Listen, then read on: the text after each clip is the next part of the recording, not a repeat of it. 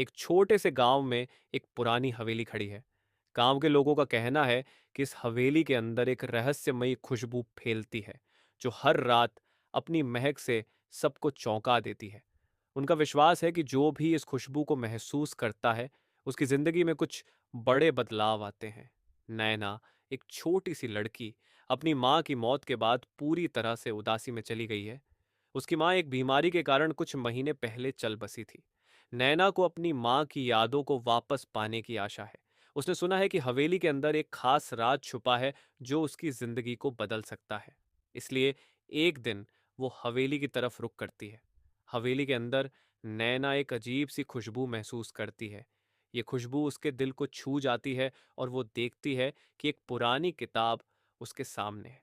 किताब के पन्ने पलटकर नैना को पता चलता है कि हर खुशबू एक कहानी से जुड़ी होती है। किताब में लिखा होता है कि इस हवेली में एक आखिरी संदेश छोड़ा गया है, जो हर खुशबू के साथ जुड़ता है।